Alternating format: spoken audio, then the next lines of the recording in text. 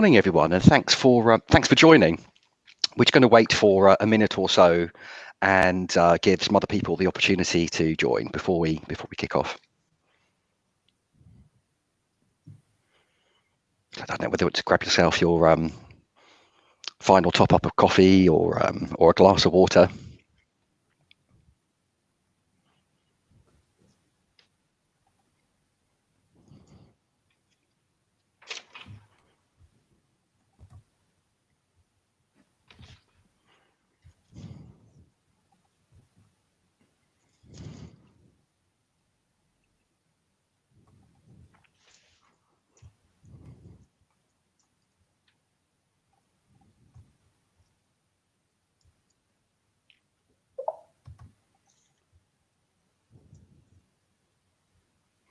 Okay.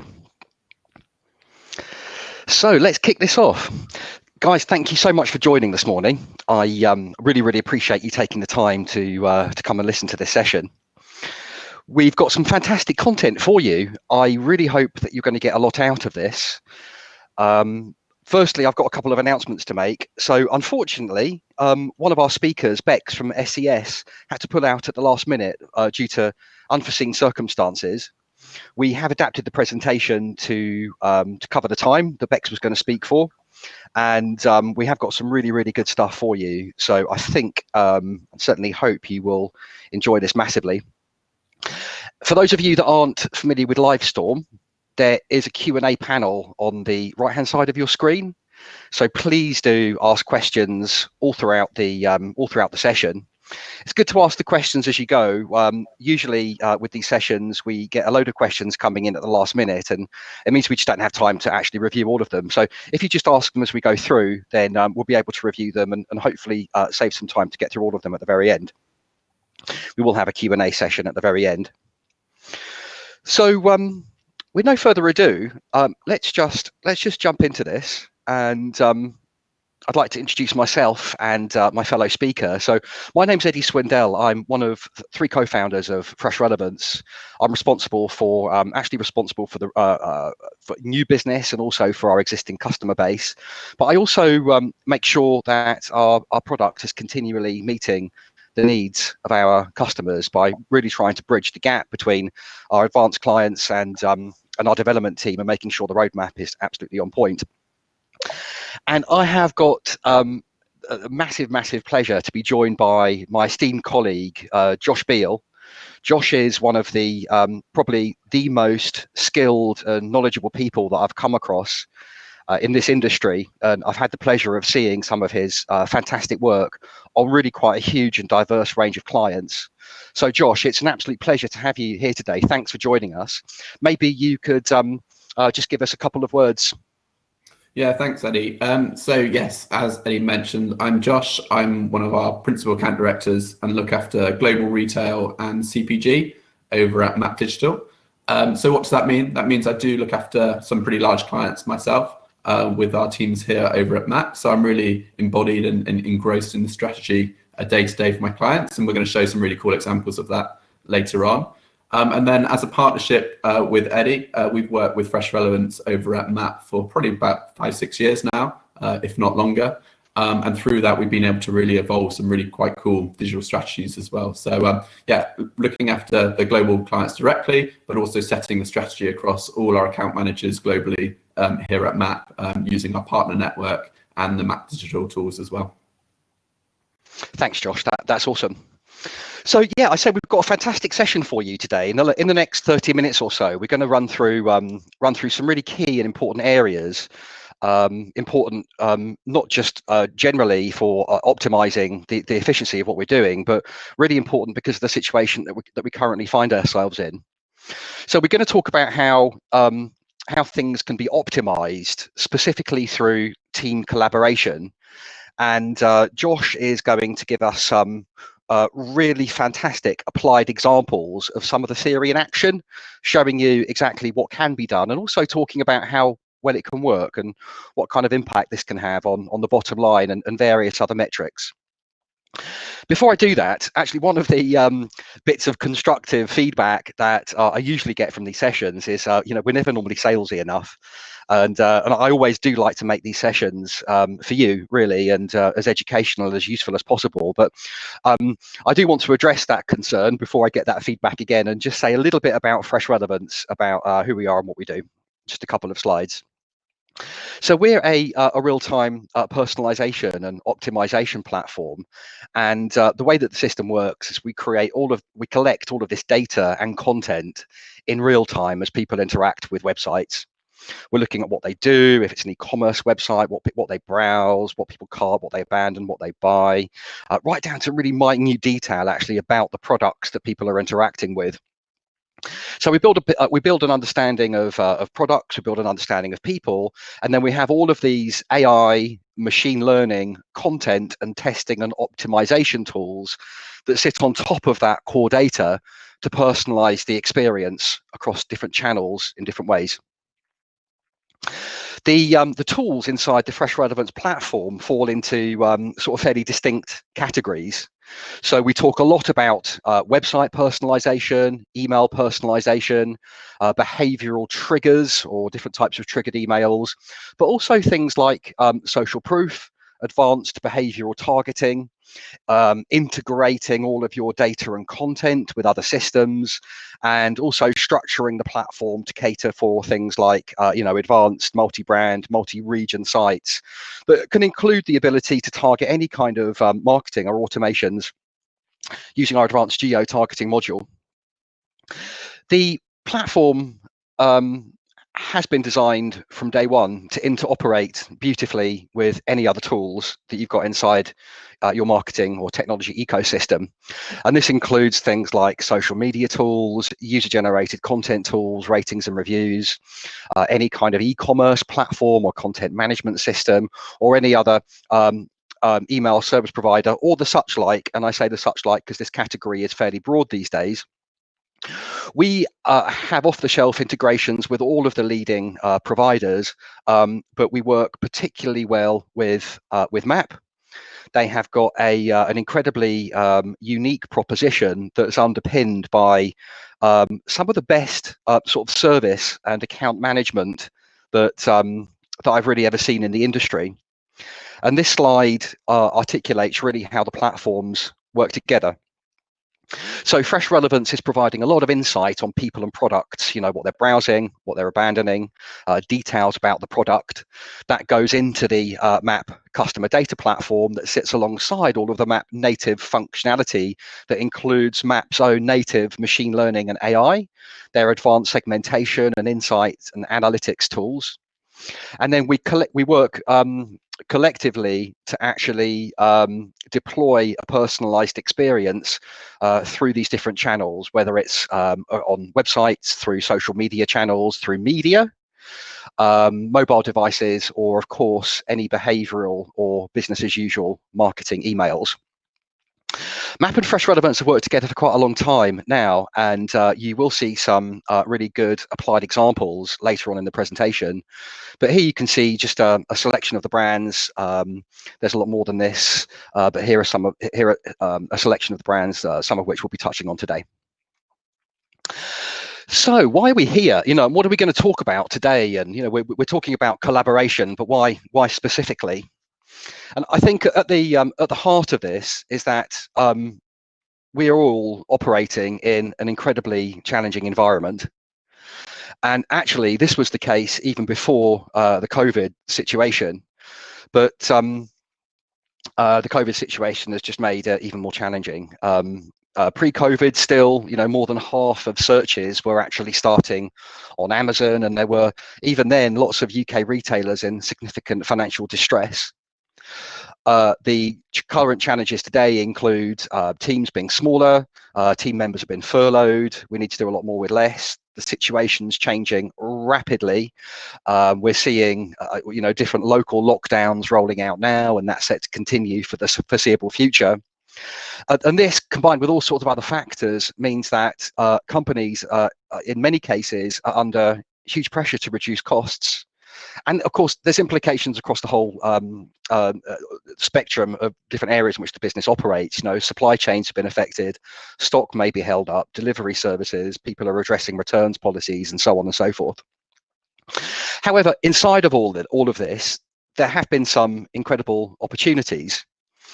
You know, we have seen a huge increase in the amount of online shopping, or the proportion of online shopping that happens online. And inside of that, some particular segments have seen incredible growth.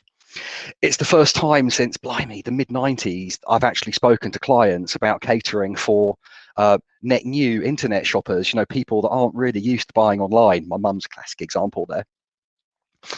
And you know, but inside of that, there's a lot more sort of shopper promiscuity. People are visiting websites for the first time. There's a lot of repeat business, but proportionally, in many cases, a lot higher proportion of net new business. And this is all inside of a market that's changing really rapidly. And when we look at the changing market conditions, there are a number of different dimensions that we can touch on really, really quickly. And they are the economy, the consumer, and the changes that are happening inside of organizations. Needless to say, the economy isn't in the best shape it's been in. This chart here is just looking at Q2 GDPR for this year. And you can see that most companies, with the exception of China, strangely, are significantly down. And this trend is set to continue into the early part of 21 at least. In terms of the consumers, the proportion of activity happening online has increased massively. I know Josh is going to look at this in a little bit more detail in his slides, but certainly what we've seen is a huge increase that is to a certain degree being sustained. And of course, as we move from summer into fall, into the festive period, the talk of the town is that the festive period is going to start earlier, it's going to last longer, and it's going to be more online orientated. So this trend is certainly set to continue. Just talking briefly about the organization, we've got a few stats for you here. And this was from Marketing Week. It's a little bit out of date, but this was from April this year, still fairly relevant. And that is, according to this e-consultancy survey in April, 90% of companies either reviewed or delayed budget commitments. 90%, it's a huge majority. 85% paused new hires, and 81% suspended tech or infrastructure spend. It's almost like the world stood still for a little while, and of course this had a huge impact on marketing teams. If I was to boil down the impact into 3 key points, the first one is the teams are smaller, you know, and this is due to furlough and unfortunately redundancies. But the fact is, in many cases, teams are smaller, and companies have to do more with less. And that's less in terms of you know, technology resources and human resources. And of course, that's all underpinned with budgetary constraints. Budgets need to work harder. Now, just to see some positivity in this, actually, we do have an incredible opportunity. And ironically, sometimes it takes something as extreme as what we've been through and what we currently go through to actually really drive us to make changes that many businesses have been wanting to make for some time. It reminds me of an article that I read by Rory Sutherland, fantastic speaker, one of my favorite speakers, who talks about the opportunity inside of this crisis being that of change. One of the things that he said was that if you want to change a production line in a factory, you need to shut the factory down to make the change. Now, we haven't all shut down our production lines, but certainly things have changed to the extent that actually gives us the opportunity to make certain changes more easily. And the specific change that I'm touching on here, which is backed up by pretty much all of the major analysts, and we're seeing this actually in our customers and joint customers with MAP that are doing particularly well. There is a huge opportunity to drive efficiency through collaboration of teams using resources that already exist inside of organizations. So if we just have a look at the different roles that that we're talking about here, there could be more than this. Obviously, these are 5 sort of really sort of well-trodden or well-defined roles. And if we just look to start with at some of the conflict that often exists between these different departments. For example, if we look at marketing and e-commerce as an example, e-commerce tend to be the bastions of the website, heavily focused on general conversion, and more often have more emphasis placed on customer experience. And so there are various tactics, including things like data capture or the use of overlays that have got fantastic marketing benefit that might actually cause some conflict, with the e-commerce team or the head of e-commerce. If we look at the relationship between marketing and merchandising, firstly, marketing tend to have an awful lot of data on people. And one of the things that I've noticed is that merchandising would hugely benefit from information on people and product trends. It would be incredibly useful for merchandising to know what products are bought with what other products. And that data all too often sits inside of CRM or in the marketing team, and merchandising never actually gets sight of that level of detail. Conversely, if we look at types of personalization or product recommendations on a website, these are typically driven by AI or machine learning that feeds from the understanding of individuals and also an understanding of products. And on websites, we tend to see various sort of fairly standard product attributes, including things like size, color, price, pack size, so on and so forth. However, the merchandising teams invariably have access to much more granular data, including things like if it's apparel, the length of a hem, the shape of a collar, the length of a sleeve, and things that are really important to buying, but may have little perceived value in terms of sort of personalization or marketing. However, if that level of data, if that level of product data is put out into the wider technology ecosystem, then the benefits can be huge in terms of how all the other systems can work. So, there are all sorts of other examples about how, the conflict between these different teams. But in the interest of time, I wanted to move on and just touch on some other areas. So firstly, when we're looking about how these teams can collaborate, there's a couple of different ways that I thought would be useful to review. Firstly, looking at specific tactics. So what tactics are deployed on websites and what interest do these different people have in those various tactics? Secondly, we're going to use a model that looks at a similar thing, but in a slightly different way, that will hopefully be really interesting food for thought. So just touching on some of the tactics for a second, I am going to look at 3 tactics. The first one being product recommendations. So product recommendations will often sit inside of the e-commerce department. They do use various bits of machine learning, AI. It's very common to see we thought you might be interested in, or recommendations that are relevant to a particular product that someone's looking. But the question here with marketing, or specifically acquisition marketing, how can these product recommendations work to achieve these kinds of goals? There are various different types of recs that can be used using trending products, new products, hot products. Personalization can be used even when someone first lands on a page based on the referring source.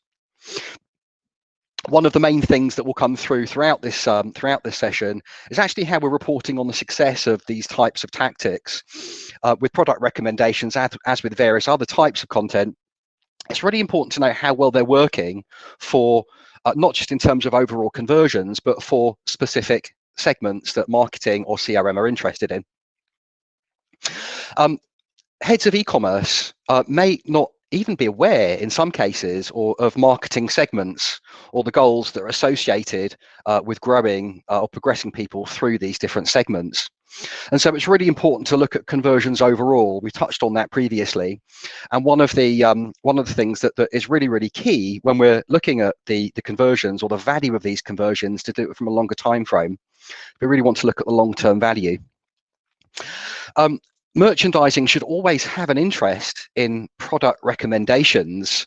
How can products be elevated unless merchandising can actually feed in? And of course, this needs to go beyond black box machine learning or AI, so that merchandising can actually be effective in contributing to this tactic. In terms of CRM, here we absolutely want to make sure there's a long-term value of the effectiveness of any kind of content, including product recommendations, and we should really look at the effectiveness based on the customer loyalty inside these different segments. Testing and optimization can be incredibly interesting. Generally speaking, this can sit inside of different departments. It's not uncommon to see this inside of a technical team inside of an organization that tend to be obsessed with conversions.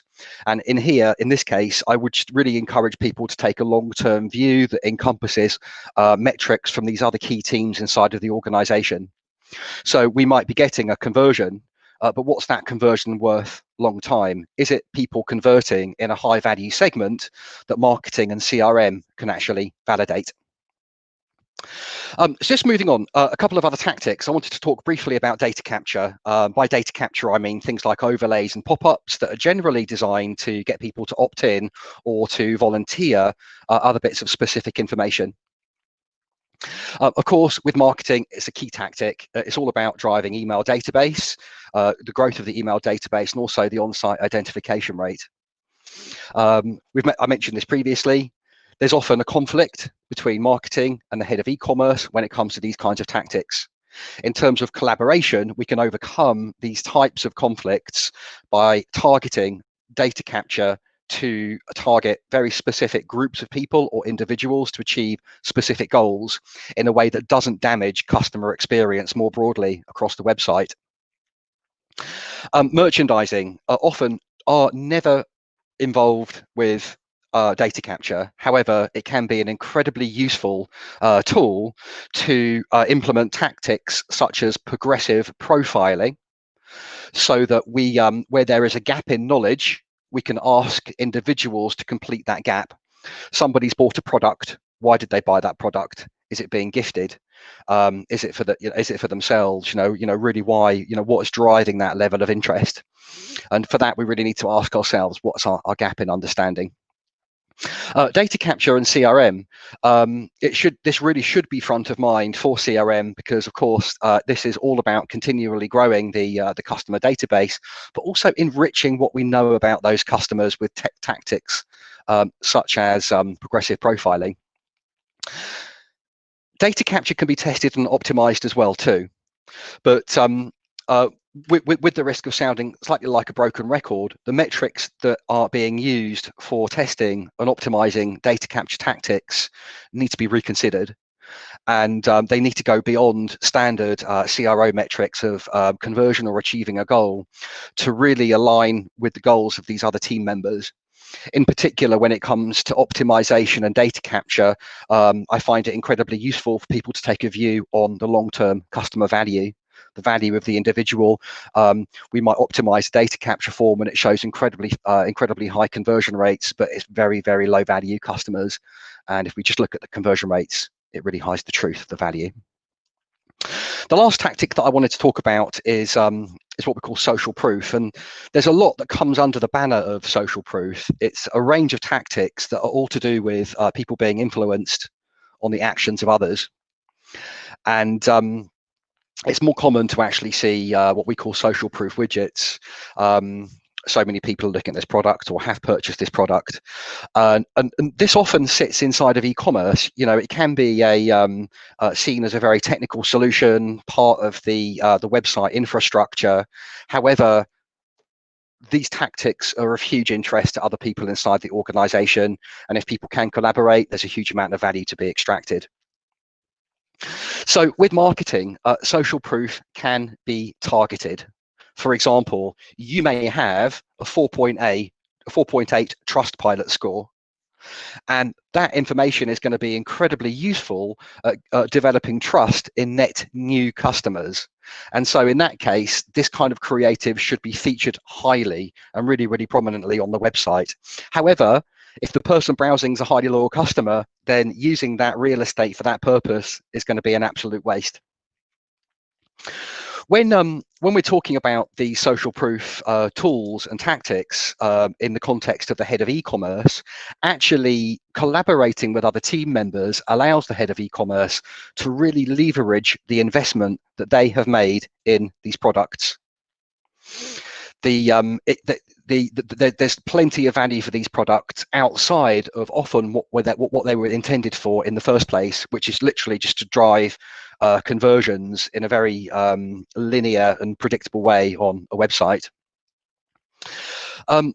Merchandising should be interested here as well too. The types of personalization tactics can be varied. They can be personalized not just towards different types of shoppers, but also different types of products. The social proof information can be labeled in different ways on products that need to be elevated.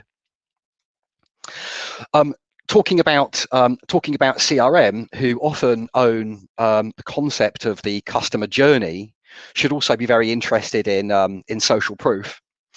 When we look at this from a personalization perspective, and I'll touch on this in a second, then social proof can actually have a negative impact in some situations. If you imagine for a second an incredibly high value product and someone at the very beginning of their consideration journey, actually showing them that the stock's low and 50 people are looking at it at this point is really going to make them think that that product's not even going to be available to them when they're actually ready to make a purchase.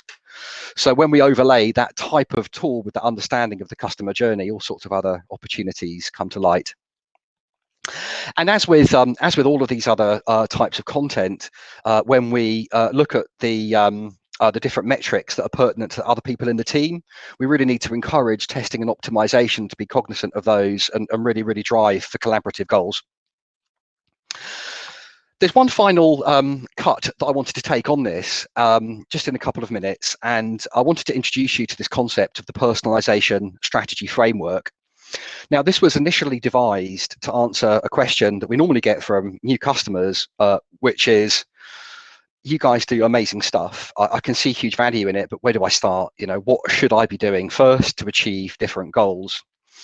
And so what this framework does is it takes two models that people know and love, the customer journey and an idea of personification or profiling, or just an understanding of customers. In terms of a customer journey, if I just show you what this looks like on the y-axis, you can see key elements of a customer journey map, customer activities and goals, business goals, KPIs, but the bit in orange is the bit that we tend to focus on, the touch points throughout the customer journey. But what makes this more universal across other sectors when we talk about this in terms of a customer journey, it's not just the journey through the website, it's the journey through the decision-making process, from awareness through to loyalty and advocacy. And so what we would normally do is take these stages of the decision-making process and put them in a framework alongside of personification or profiling tactics. But in this case, we're not doing that. What we're actually doing is swapping out those personification and profiling tactics with different roles. So in this context, we can actually really start understanding how different roles should have an interest or an awareness of what tactics can be deployed throughout different stages of the customer journey as seen as a decision-making process. And I'm just going to touch on a couple of these things. I mentioned these things already. So, on the awareness stage, it's going to be really important. Data capture is really important. We need to balance that with head of ecom to make sure that we are not negatively affecting customer experience. To this end, on the awareness stage, we really need to make sure head of ecom is working with marketing to not just understand their key metrics of things like reducing bounce rates and increasing engagement, but let's understand the effect of these different tactics at this stage for the different segments that marketing are interested in. Now, I'm not going to go through all of these points, but you get the idea. It's incredibly useful just to map these different roles alongside the customer journey stage to identify exactly what opportunities exist to gain much improved efficiency through this type of collaboration. So with no further ado, I want to pass over to my esteemed colleague, Josh here, who's going to bring a load of this theory to life with some really cool applied examples, talk a bit about what he's done and how well he's seen these things working. So Josh, over to you. Thanks, Eddie. Just going to do a quick screen change. Hopefully you guys can all see that one. Just Eddie, can you just give me a yes if that's okay? Yeah, that's great. Perfect. Let's kick in. So just further to Eddie's kind of setting the scene and landscaping before, just wanted to take us a little bit back just to the kind of the overarching retail trends for 2020. So what we have seen actually, and this is overall retail, so both online and offline, there has been this increase from August to July in overall retail sales, 0.8%. And we have actually had a 4% increase in retail sales from February 2020. So it's quite interesting to see there is some buoyancy within the economy still from an overarching full retail level. However, when we look at different types of areas, obviously we know with COVID, certain brands and certain industries have been affected more than others. As we can see here on the right-hand side, we have clothing stores and their actual volume is 15.9% lower revenue typically than February 2020. But actually non-store retailing, so some of these can be some more of the essential goods, some more of the online only pure players, have actually contributed to nearly a 40% rise since Feb 2020 here as well. Again, household goods, increases in volume since February, more people staying at home. We are seeing that kind of increase in volume in this sector, which is obviously buoyant for some as well. But this is really what is interesting at this point now. This is probably the key one just to take away. Is the look at the online retail trends. So there's been a massive increase here, the 46.8% increase in online expenditure as a proportion of overall retail since February, so 46.8% of online retail sales. However, this has just tempered slightly from July to August. So there has been a temperance of this down by 2.5% from July. And what does this look like in a real world? This is a retailer's revenue, a non-essential, a multi-channel retailer. So they have bricks and mortar store. And here we can see their revenues for online only during this period from April to August. And this really just follows all of those stats that we've just seen before. So you can see that rising up through to May into June time. The easing of lockdown has allowed people to come back into their stores. So there has been that temperance of online revenue as well. And this is a trend that we will see, and it will continue to fluctuate as we may go into lockdown 2, depending on stores, all of these types of things as well. So this landscaping of these overarching slides is seen actually here in this example of an actual retailer's revenue as well. So what did Matt do to try and implement some strategy and tactics to jump on this online growth that we have been seeing as well, and really focus on the customer? So what are we doing here over at MAP? So we really obviously have to look down to that kind of individual customer level or down to certain customer demographics to tailor our e-com journey. So that's one of the first things that we would do as kind of strategy consultants and working with our brands. And I'll come on to the examples later. And as a result of this, we don't just create these kind of out-the-box, standard, single, one-size-fits-all programs. We have to look deeper than that. And that does involve those teams that Eddie has been mentioning before. So CRM, looking at the head of e-commerce, looking at merchandising, and even moving into the kind of media and retargeting world as well. It's not just about your own channels where we can be really effective. We can use this data to really enrich third-party media and the display buy, for instance, or our Facebook retargeting. These are the same customers to us. So we have to really be understanding of the different roles we're playing and how important the data that we sit on as kind of marketeers is available and can be made available for other channels as well. And then just one of these examples here. So we're not just taking this one size fits all abandonment program. We're looking at different spend thresholds, product categories, and then we might take different approaches. So one of those approaches may be for certain brands users who are looking at certain higher AOV products, we will do kind of aspirational approaches to their recommendations that they may be receiving in email or on site. Or for instance, those who are looking at the lower or bestseller kind of items, which are in their kind of normal AOV range, we will just make sure that we're hitting those users with the bestsellers within category or certain different types of trending criteria. So it really is about adapting your strategy depending on the users who are browsing. And this all comes down to really understanding truly your customers where they are at these stages. So I know everyone really likes to see different examples of different retailers and different brands and what they're doing. So yeah, this is one from Jysk actually. Jysk are a big multi-channel retailer, 2,000 stores across Europe, operating in about 29 different countries at this point. And this is actually a Dutch version that Map and Fresh work with it on together. So just how one simple abandonment email, this example is on the right-hand side, this has 7 different categorized heroes. So depending on where you have exited from the website or have been looking at certain areas, all of these banners change out just so they're all on trend, for instance.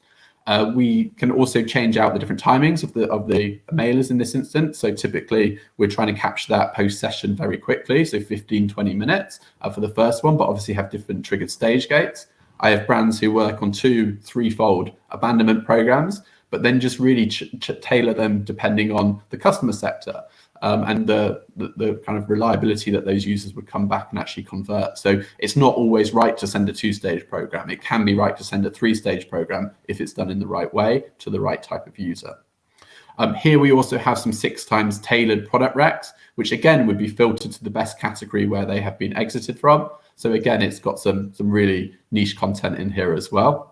And we're also kind of leveraging all of those other facets as well. So this is something that the on-site training teams have spent a lot of time and money and effort getting their reviews and ratings on site. So why not leverage that in this case from an email perspective to try and help drive conversion? So there's lots of different things at play here, lots of different tactics that are all being combined in this one kind of simple example where you would think of an abandonment email as well. There's also some really nice things that we're doing with some kind of filtered content here. So these guys actually have like guarantees and information that they want to get out for certain product sets. So if you abandon on a mattress, we will inject additional content for mattress guarantees and things like this as well. So you can see how the different kind of bespoke nature of these brands, they have different requirements. And therefore, really understanding your business goals, you can make quite differentiated and tailored programs accordingly. So Eddie was chatting a little bit earlier around recommendation blocks. A recommendation blocks is obviously in commonplace and has been happening on the web and in email for quite a long time. So what we're trying to do here over at Map is really kind of test and learn with the conversion rate guys as well, to really understand what that can look like from the form of an emailer. This is an example from Edinburgh Woollen Mill, and this was actually sent this week, where they're actually layering up 2 different types of blocks in here, more women's wear you may also like. But this wouldn't typically look like a typical Rex block with your price, your product, your now and your was price. So it's really interesting that you can use just visual imagery to help drive that CTR, the click-through rate, and then come onto the website as well. So again, curated content doesn't have to look like misplaced or have a conflict with marketing. It can be done really seamlessly. I think this is quite a nice example of how you wouldn't traditionally think that is a product recommendation due to the quality of the image, the way it looks and works with everything there as well. Just moving on to some on-site carousels. We mentioned Entertainer as one of our joint clients here as well. So if you go onto the Entertainer or ELC, I really implore you to do that if you have young children at this time as well. So yeah, there's obviously lots of different tactics at play here, but these are the best sellers carousels, which from the outset looks quite straightforward. However, there's a lot of logic that goes behind these type of things that we're testing and learning upon at the moment. So we're not just sending generic bestsellers that are trending items on the website. They can be filtered to the user's most preferred purchasing category, for instance, so it's hyper relevant to that individual. We can also exclude recently viewed items for those individuals, so we're not wasting precious real estate as well. So these are the types of tactics that we're doing, which are kind of making it above that basic kind of example, but then absolutely drives superb conversion for our clients as well. And it's just, we're also bringing quite a lot of extra data in here. So you can see these rounders at the top. These are layered over the top of the product recs. There's quite a lot of customization that comes in here. But we can also do, as targeted follow-ups, we could actually say if users were clicking through on the 75% off items, we can actually just put into their email just purely 75% off items in the recommendations, for instance. Maybe that user is a sale buyer and always will be, therefore let's go on to those type of objectives as well. So again, the way that we can service the majority of the data, or surface, sorry, the majority of the data onto the website, whatever we can capture against those products to truly understand where users are, what type of user they will be, allows us to market accordingly when we're doing our different channel activity as well. Here's an example from Homebase. So if you go onto the Homebase website, if you guys are not already a member, which I would hope you would be, this should not show for you. So we're only showing for the non-opted-in marketing users database, which again, talks to that conflict that we had before. So we're willing, or the brands are willing to capture if we're not going to annoy our existing customers. For instance, that's a classic way that we would do this. So we've got multiple variants as well. So we're changing the content and creative dependent on the pages that they're on. So this is obviously a garden outdoor category, but we could have kitchens, bathrooms, different kind of indoor paints, for instance. So different creatives, which will help drive that conversion or that click-through as well.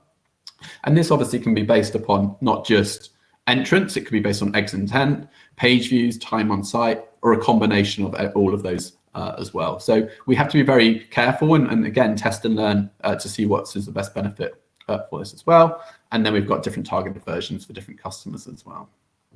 Next up, just going to move on to some kind of urgency drivers. So classic kind of countdown timers that everyone's has seen previously, but why do marketers do these type of things? Well, it actually brings a lot of focus onto those particular offers. So the middle example here is a Homebase example. The one on the right hand side is one for entertainer. So the one in the middle here, so kitchen offers, as anyone in multi or showroom, can be quite complex. You can get 50% off like all your kind of cabinets and different things. There's a gift card going on at the moment for Homebase with the offer ends that was just done this week. So they're constantly tweaking the offer. And therefore, it's really important for the users that they really understand what the offer is and when that does run out, because actually it's quite a significant purchase. So users buying to these offer periods can get quite upset if they don't hit that period by one day or don't have their appointment in time. So it's quite important for us to really drive home when this will happen, when this will end, and obviously will increase the kind of conversion rates for things like appointment bookings and stuff like that as well. And yeah, it just highlights that ending time as well of all their access. So that urgency drivers there. One of the things that Eddie mentioned as well is around the kind of social proof activity. And here's one for entertainer at the moment. And these have only just gone live in the last couple of weeks. So it is really kind of new stuff that we're testing on some of the pages. So yeah, these are listed on the product details pages. It uses wisdom of the crowds theory to give social validity to purchase. So again, here you can see selling fast, 95 purchased in last 48 hours. But the clever stuff around this is it cycles through from purchased to carted to browsed items. So if there isn't a threshold met that the business is happy to showcase, it will move down the chain. So show how many people have carted that, how many people have browsed that item, and obviously switch that off if it's a new product that's coming online. So there's a lot of kind of reasons to bring these types of things in on the right type of way, but obviously relatable to the customer. And again, it's not right for every single customer. So again, we have to personify this accordingly. Just looking into some inspirational content, again, some tools that are available within the Fresh Relevance platform and integrated into Matt's kind of emails here for some of our clients. We've got the real-time Instagram content. This can be filtered to hashtag, and which a lot of clients don't do. So they would have their typical kind of overarching, these are our latest 3 items on Instagram, let's say.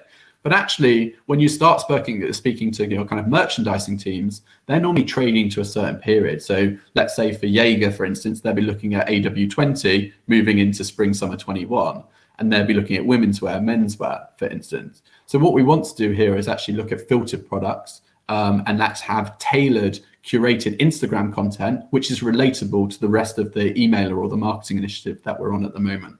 So it's not just that one size fits all, yes, tick a box, I've now got Instagram in my emailers. It's now actually trying to bring that down to the right type of level so it serves a marketing purpose, or it really works in a content perspective with our branding teams as well. And yes, it drives new engagement, it drives decent click-through, and it just doesn't have that overtly sales message, which again, for high-end brands is really important as well. One of the things in Map that's obviously key to this is about the ease of the campaign build. So from within our tools, we have our drag and drop UI, which can bring in these types of recs.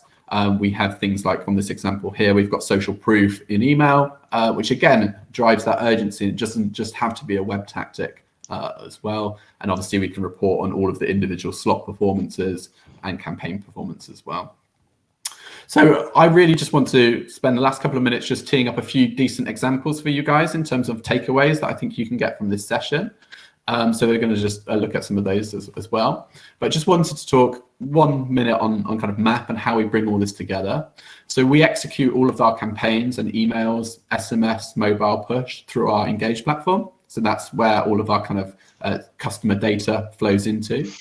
We bring all of the techniques from Fresh Relevance that we've been just discussing into power the type of information that we have on our customers. And then we can layer over the top all of those type of personalization rules into our campaigns, whether that be newsletters or whether that be our automated journeys as well. And that's obviously very good to do so because it keeps everything really current as well. We have our Map Acquire tool, which is actually a way that we can pass real-time segments into our Engage tool and then layer that with Fresh Relevance, which is quite a unique proposition in the market. And then we underpin all of that with our intelligence tool as well. So retail specific dashboards potentially for retailers. We have finance examples in publishing as well. And again, this allows, it's this kind of quickest time from insight to action. We need to surface that data for our retailers, especially so they understand what the key metrics are, what's happening on site to be able to go and implement those tactics there as well. So 3 things that between MAP and Fresh, we think this will be really useful for you guys to take away from here as well. MAP have just launched this kind of digital marketing playbook. So 100 free tactics, and it's on this URL, improveyour.marketing. So 100 tactics to help you acquire, nurture, grow, and retain your customers. It's completely free. You can go and download these kind of 100 tactics. And there's also a kind of a section where you can build your own marketing strategy. So similar to Eddie's chart earlier, where you have your consideration periods from awareness through to loyalty, you can build that out and put your key tactics on about what you've currently got in place and what you need to build into your strategy. And that's then exportable to take to your peers or your management teams and say, look, this is what we want to roll out for the next 12 months as our kind of marketing plan. And we're using this with a lot of our big brands to really assist and have all of our ideas in one place and combine the feedback from all the different types of teams. So we get to kind of meet the conflicts head on that could have occurred further down the line, for instance. And Fresh, to that effect, have also just kind of launched their new normal downloadable report around the festive shopping period. So in the run up to Black Friday, 27th of November this year, and into Christmas, we feel that extension of that period. So definitely download this resource. It's got lots of tips, tricks, stats on everything that we should be doing in the run up to the festive period here as well. So that's on freshrelevance.com/new-normal-Christmas. And then one final thing, we've got about 10 minutes left of the webinar, so we're going to have a quick time for some Q&A. But we just would like also to get 1 minute of feedback on the content that was provided today. Hopefully it has been useful and there's been some ideas that you may have not seen before or ways of working that you think you can take forward. So this is on bit.ly/ecommerce_web survey. And Matt will, of course, give you a kind of a special gift or a £10 gift voucher for a well-known coffee chain, I believe, if you are able to complete this as well. So yeah, something that you can take on for your mornings hereafter. And obviously we will take this forward and help us tailor our future content for you guys as well. So without further ado, that's a thank you from myself and Eddie. We're going to set up some Q&A, and hopefully there's been something that's coming on the chat. So we're going to hand over to Laura, who will probably pose these questions. And we will go from there. So I'll just stay on my screen. Josh, thank you ever so much. That was fantastic, and we do have some interesting questions that have gone through. I'm going to wrap a few of these up into one, but just to kick this off, there was a question about ID rate, and someone's asked, what do we mean by ID rate? And I mean, I can certainly answer that, but Josh, just throwing that actually to you, because I know we've spoken about this in the past. But what in terms of collaboration, I think actually the ID rate's a really, really good example because it's something that happens on a website that's got implications in all sorts of other areas of the business. Yeah. So do you want to just kind of touch on that for us? Yeah, sure. So I think it's one of the single most important features around how you can conjoin and actually create a successful kind of programmatic style personalization activity. So the ID rate is knowing basically how many of your known how many known customers do you have when they come to the website. So that's what the ID rate is. So for marketeers, the more people you know who are coming to the website, the more people you can potentially market to. That could be with the service emails like abandonment, but it could be around personalization as well. We've had a lot of brands who've come to us and said that they've been able to ID maybe 3%, 5% of all of their abandoners on site in session. And actually that's absolutely fair. That's what's been happening in the industry. But what we've been able to do through some of the technology tools at Fresh and the way that we're combining our data sets in the background is actually raise that ID rate. So that client has moved actually from 3 to 5%. They're on 32%. So 1 in 3 of their customers that are coming to the website they now know, which is a huge advancement for us to be able to go and target and remarket accordingly and personalize all of their newsletter comms. And we actually have some high-end brands who are at the 62% rate. So over 1 in 2%, 1 in 2 of users coming onto their website ever, we know who they are and we can market to them. So it's one of those things to take a little look at as a marketer. How many people do you know who are coming to the website? And it comes with 2 different things. It's great that might have loads of new traffic, and that's a way that you are bringing lots of new people onto the website, and that's a great success. But we need to be able to turn that into marketable actions. And again, conversely, if you have a huge known rate, maybe we need to focus a little bit more on the acquisition side. So again, that's how we work with those type of things. Josh, you said something that I thought was really interesting. You mentioned media, and I know Map is really quite unique in that you do have your own in-house data management platform and DMP, and of course that opens up the door talking about collaboration for even deeper, the types of collaboration. Obviously, a data management platform typically sits inside marketing, specifically for media. But have you got any examples about how that actually creates better efficiencies and allows people to collaborate in different ways on that dimension that we haven't even considered yet? Yeah, sure. Like I say, it's one of those which has always been traditionally seen as a way to push data into third-party advertising. So whether that be into social, like Facebook, for instance, or Google audiences, Map are able to take that data, take the insights that Fresh are driving as well, and be able to target users accordingly. So if we know this is a set of abandoners, for instance, who we're going to target through our email program, let's not use our retargeting or remarketing budget from a PPC perspective or display perspective to target those same users, because typically we're paying quite high CPAs to try and bring those users back.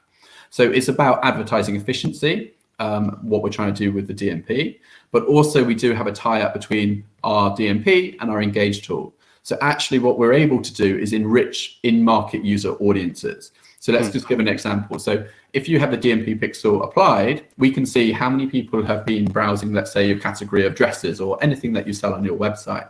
We can feed that into real time into Map. We can create an autonomous program, which would say, let's say the dresses example, find me all the people who've been looking at dresses within the last 24 hours, pull in all of the dresses type content from Fresh Relevance and send out autonomous campaigns. And this seamless link between having the DMP data plus all of the users' e-commerce data, past history data, email link click data, all in one place does really allow us to kind of enrich those audience segments, which we know targeted always is smarter and it always converts well. But sometimes what people have the problem is they can't build up enough of that audience. So what we're doing with some of the technology tools is to really build up in real time, find those in-market users without having to do that kind of splash approach. And when you layer that across multiple categories, like a home base do, across garden, outdoor, all of these different personalized comms that come out on the back of it, we're personalizing the heroes, we're personalizing copy, we're personalizing subject lines, we're personalizing product recs, we're personalizing articles, content, videos. All of that is happening in the single same mailer, for instance. So you can really see how we can get very tailored to the user, and then obviously as a result of that has strong conversions. Josh, that's fantastic. Just looking at time, I think should we squeeze in one more question? Yeah, fine with me. We've got one here, and this is: how would we compare the value proposition of Fresh Relevance versus Map Intelligence, formerly WebTrack? Very tech-specific question. Yeah, interesting.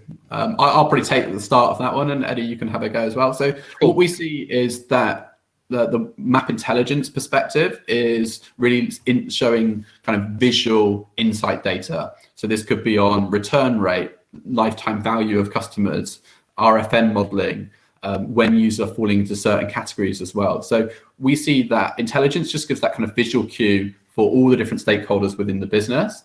And then what we can do with that, again, that can drive a segment or a user base. So as soon as a user moves into the lapsing customer, which has like a lot of AI empowered stuff behind it, we can then push that segment into map. And then actually, how do we execute against that? If it was an email or an SMS or a push, well, we would enrich it with the knowledge and the content that Fresh is powering as well. So that's how we see it. We do that blended tools, making best use of kind of the power or the insights that we have.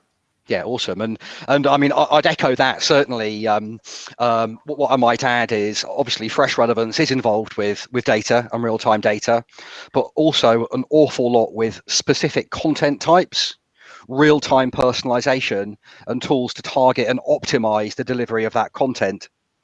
So, for example, data aside, Fresh Relevance includes a range of real-time content tools that you'd normally see in a number of different systems. We talked about social proof. There are some companies that specialize just in social proof, many of which are actually incredibly expensive, doing these social proof widgets. So many people are looking at this now. In fact, what other companies tend to miss with this kind of functionality is the ability to selectively target different types of social proof for different types of shopper, as touched on previously. Yeah, so what really differentiates the value proposition is to do with the understanding of the data and the segmentation, with the orchestration of tactics based on that insight, and having a library of tactics available to you to deliver literally at your fingertips in one platform.